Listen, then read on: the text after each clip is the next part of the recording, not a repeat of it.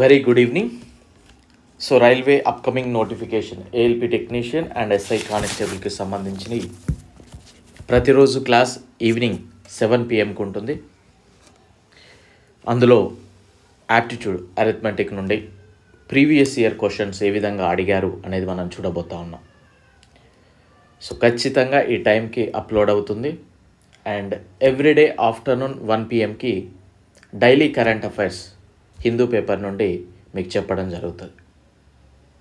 Follow అవ్వండి ఖచ్చితంగా.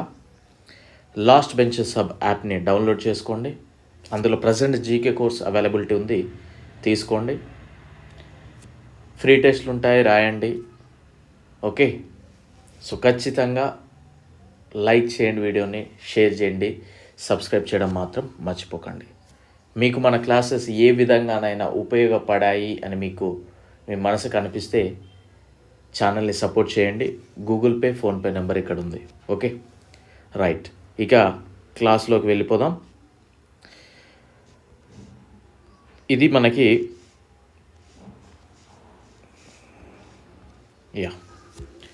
RPF SI January 1, 2019 first shift questions చూడబోతా ఉన్నాం. ఇందులో if the radius of a circle is given up to 19 times, how much of its perimeter will be the perimeter of the previous perimeter? Question అర్థం తెలుగులో చెప్తాను, క్లియర్గా చూడండి. ఒక వృత్తం యొక్క వ్యాసార్థము 19 రెట్లు చేసిన వాటి యొక్క చుట్టుకొలత క్రితము దానికంటే ఎన్ని రెట్లు ఎక్కువగా ఉంటుంది అని అడిగాడు. సో మనకి ఈ ప్రశ్న తెలియాలంటే perimeter of a circle formula తెలియాలి. సో వృత్తం యొక్క చుట్టుకొలత మనందరికీ తెలుసు, 2πr. ఏమన్నాడంటే ఇక్కడ 2πr. ఏమైంది ఇక్కడ? r అనేది 19 times అయిపోయింది ఇక్కడ కొత్త దాంట్లో. సో 2πr అంటే 19r రాసుకుంటే సరిపోతుంది. ఈఆర్ క్యాన్సల్, ఈ 2π క్యాన్సల్. ఏమైందండి? 1:1 = 19, 1:19 అంటే 19 times మనకి కొత్త పెరిమీటర్ అనేది ఏర్పడింది. 19 రెట్లు ఉంది. క్లియర్? సో ఇక్కడ చూద్దాం next question.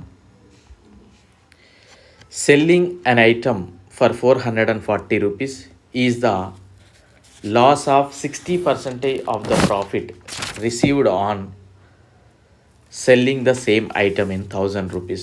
No the purchase price of that item. Very important question, different type of question. ఒక వస్తువుని 440 రూపాయలకి అమ్మడం జరిగింది. అయితే అప్పుడు కొంత నష్టం అనేది రావడం జరిగింది. ఆ నష్టం ఏదైతే ఉందో అదే వస్తువుని 1000 రూపాయలకి అమ్మినప్పుడు వచ్చిన లాభంలో 60% సమానమంట. అయితే కొన్న వెల ఎంత అని అడుగుతా ఉన్నాడు. క్లియర్గా చెప్తాను, జాగ్రత్తగా వినండి. ఒక వస్తువుని కొంత ధరకి 440 రూపాయలకి అమ్మాడు. అప్పుడు కొంత లాస్ వచ్చింది. ఆ లాస్ అనేది X రూపీస్ అనుకుంటే, అదే వస్తువుని 1000 రూపాయలకి అమ్మాడు. అప్పుడు వచ్చిన లాభంలో 60% అనేది Xకి సమానం. అంటే 60% కూడా X రూపీస్ అవుతుంది. అయితే కొన్న వెల ఎంత అన్నాడు. సో వెరీ ఈజీగా గమనించండి. సెల్లింగ్ అన్ ఐటమ్ 440, లాస్ వచ్చింది. లాస్ అంటే వచ్చినప్పుడు మనకి కొన్న వెల అనేది ఆబ్వియస్లీ ఎక్కువ ఉంటుంది. That is equal X - 440. Loss వచ్చింది. ఈ లాస్ దేనికి సమానం అంట? అదే వస్తువుని ఎంతకు అమ్మాడు? 1000 రూపాయలకు అమ్మాడు. ఓకేనా? 1000 రూపాయలకు అమ్మినప్పుడు అతనికి లాభం వచ్చింది. ఇంత లాభం వచ్చింది. కానీ ఈ లాభానికి సమానంగా ఇందులో 60% సమానం. అంటే ఇది 100%, 100 భాగాలు, ఇది 60 భాగాలు. ఈ 60 భాగాలకి ఇది సమానం. క్లియర్? సో ఇప్పుడు మనం క్లియర్ చేద్దాం.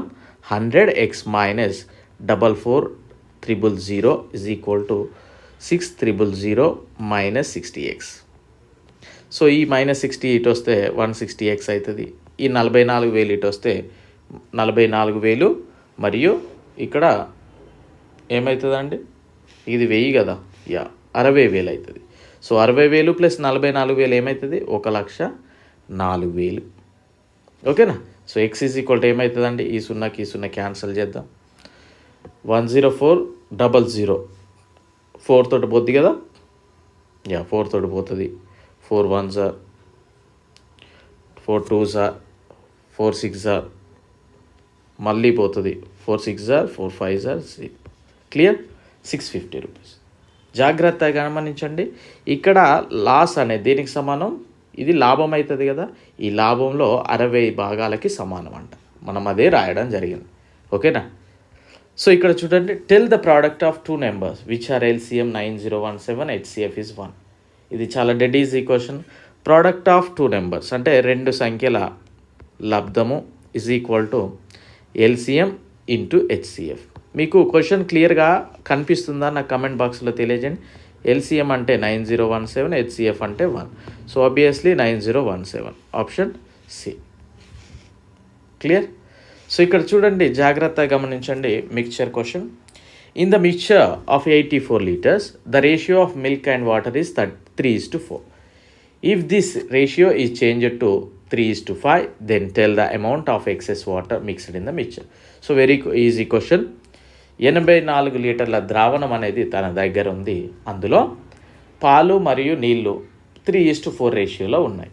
అయితే కొంత వాటర్ కలిపినప్పుడు అంట ఆ రేషియో కాస్త 3:5 అయిపోయిందంట. సో ఎంత వాటర్ కలిపాడా అని అంటున్నాడు. So very easy.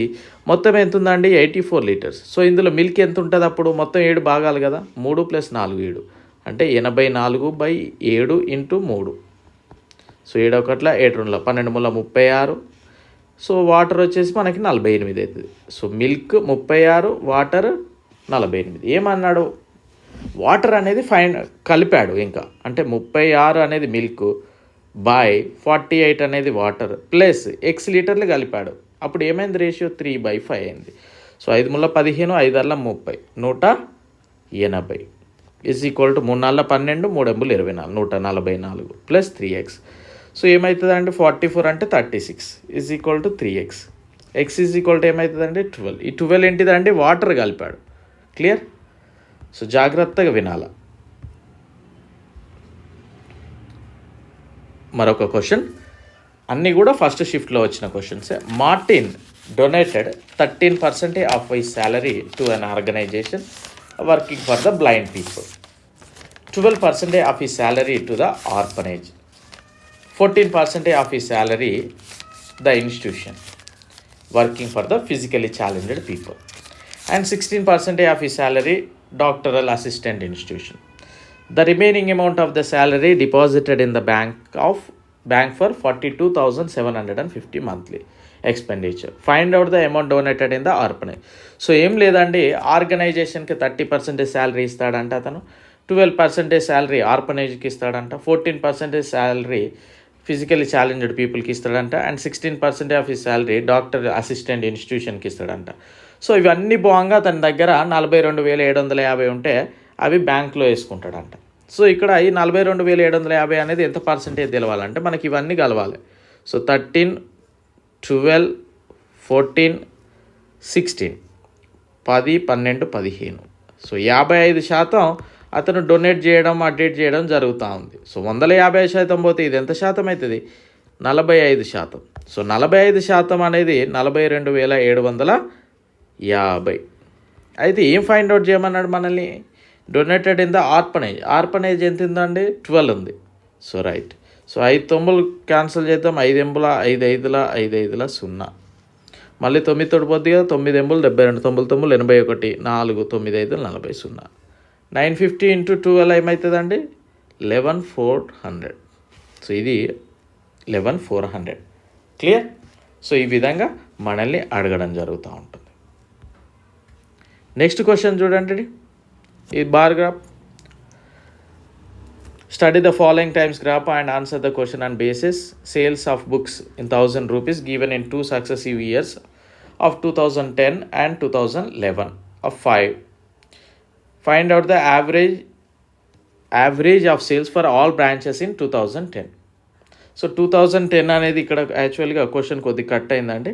2010 అనేది బ్లూ కలర్ అండి, ఓకేనా. బ్లూ కలర్ అనేది 2010. సో బ్లూ కలర్లో ఉన్న అంటే 2010లో మొత్తం యావరేజ్ ఎంత సేల్ అయిందని అంటున్నాడు. సో ఇవి యాడ్ చేస్తే సరిపోతుంది.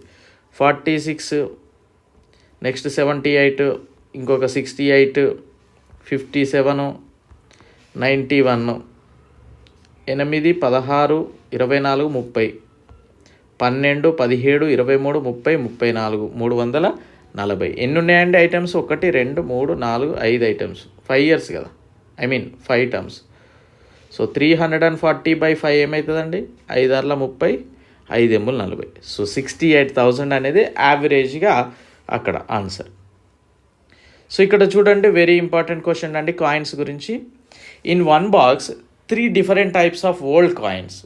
In one box 3 different types of old coins are in the ratio 3:5:7. The value of old coins is 1 rupee, 5 rupees and 10 rupees respectively.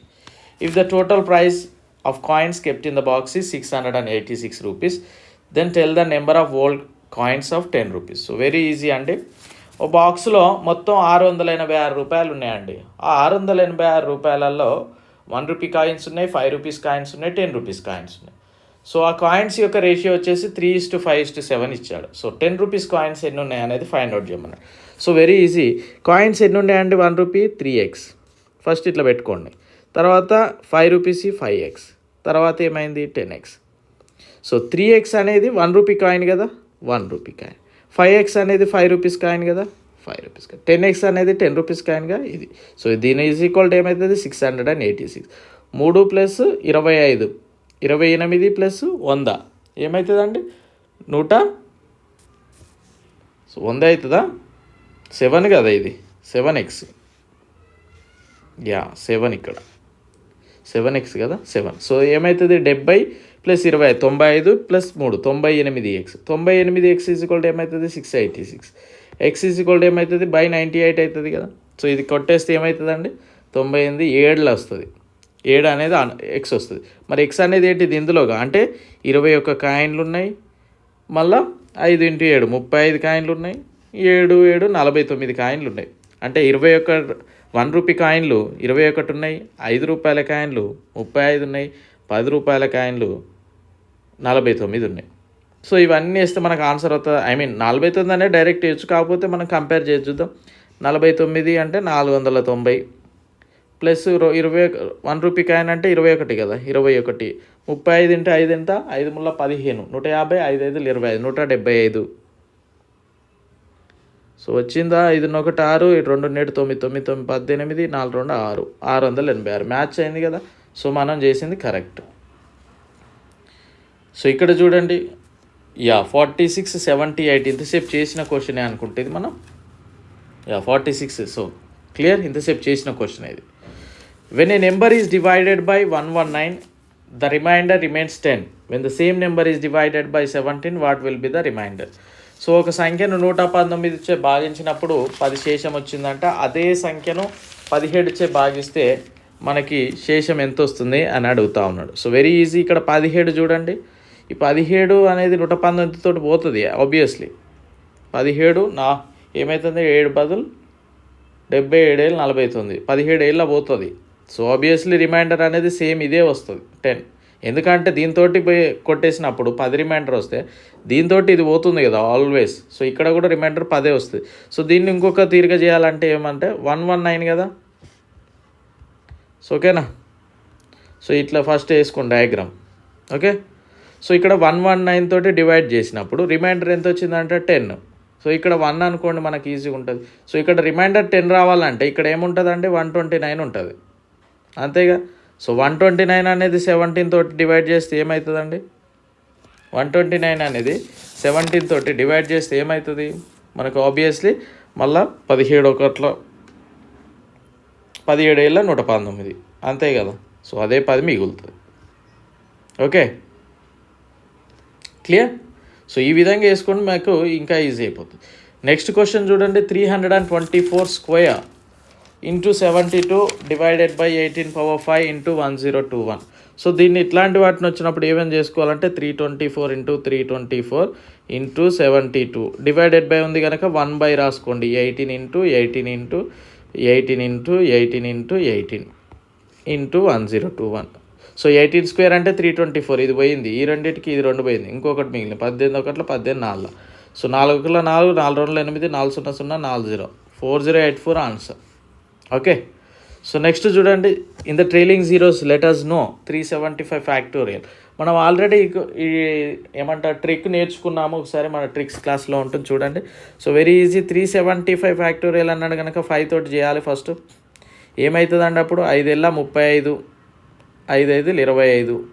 So 75 ఒకటి ఇక్కడ వేసుకోండి, ప్లస్ మళ్ళీ 75 కూడా 5 తోటి పోతుంది కదా, 5 5 ఒకట్ల 5 5 5 25 ప్లస్ 15, మళ్ళీ ఈ 15 కూడా 5 తోటి పోతుంది కదా, 3. సో ఇక్కడ వరకు 3 అనేది 5 తోటి పోదు కదా, ఇక ఆపేసేయాలి. 75 plus 15 90 plus 3 93. So option A. మీరు ఒకసారి ఆ క్లాస్ చూడండి, ఓకేనా. రైట్. నెక్స్ట్ క్వశ్చన్ చూడండి. Yeah, if A shop keeper hikes the purchasing value of an item by 46% and gives it a discount 46% on the face value for selling it, then know the total percentage gain or loss it will have. So very easy question అండి. ఒక వస్తువును కొంత కొన్నాడు, ఆ కొన్నదాని మీద 46% market price ఎక్కువ చేసిండు, ఆ మార్కెట్ ప్రైస్ మీద మళ్ళీ 46% డిస్కౌంట్ ఇచ్చిండు, డిస్కౌంట్ ఇచ్చి అమ్మాడు. సో టోటల్గా ప్రాఫిటా లాసా అంటున్నాడు. ఆబ్వియస్లీ లాసే వస్తుంది మనకి, ఓకేనా. క్లియర్. సో ఈజీగా మనకి లాస్ అనేది రావడం జరుగుతుంది, చెప్పవచ్చు ఇక్కడ. సో ఫస్ట్ కాస్ట్ ప్రైస్ అనేది 100 అనుకుందాం.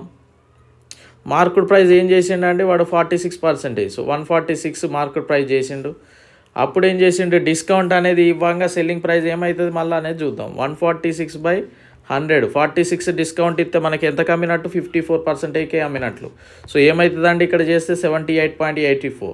సో 78.84 అనేది సెల్లింగ్ ప్రైస్ అయింది, కాస్ట్ ప్రైస్ అనేది 100 అయింది. ఇందులో ఉండి తీసేస్తే ఏమవుతుందండి 21.16. సో 21.46 లాస్, ఓకేనా. సో మీకు ఈ స్టేట్మెంట్ ఇక్కడ ఏ విధంగా అర్థమైందా అండి, ఎలా వచ్చిందో అది 146/100 అనేది.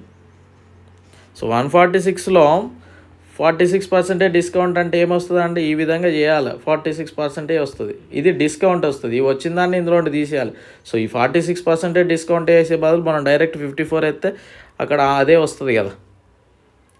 సో నెక్స్ట్ క్వశ్చన్ చూడండి. an amount of 7,600, an amount of 7,600 is invested on ordinary interest at an annual rate of 8%.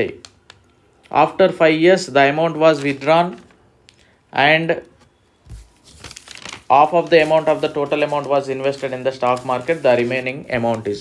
So ఏమన్నాడు అండి ఇక్కడ, క్వశ్చన్ ఏదో పెద్దగా ఇచ్చాడు కానీ వాడు ఫైండ్ అవుట్ చేయమన్నది సింపుల్ ఇంట్రెస్ట్ ఫైండ్ అవుట్ చేసి అందులో సగమే కనుక్కోమన్నాడు. సో 7,600 రూపాయలు సింపుల్ ఇంట్రెస్ట్కి 5 years పాటు 8% ఇంట్రెస్ట్కి ఇవ్వడం జరిగింది.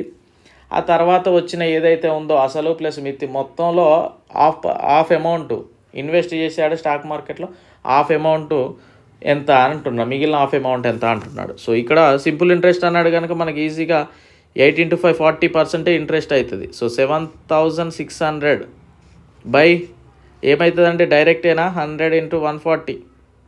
ఓకే, ఇక్కడ మొత్తం అన్నట్టు ఇది సింపుల్ ఇంట్రెస్ట్ ప్లస్ అసలు అంటే ప్రిన్సిపల్ అమౌంట్.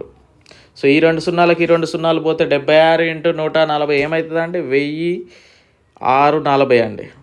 10,640 రూపాయలు అసలు మరియు మిత్తి కలిపి వచ్చింది వీనికి 5 years తర్వాత. సో ఇందులో హాఫ్ అమౌంట్ ఎంత అండి, 2 5 2 3 2 0 5,320. So okay. సో మీరు ఒకసారి మన సింపుల్ ఇంట్రెస్ట్ క్లాసులు, కాంపౌండ్ ఇంట్రెస్ట్ క్లాసులు చూడండి, ఓకేనా, అక్కడ అర్థమవుతుంది మీకు. క్లియర్.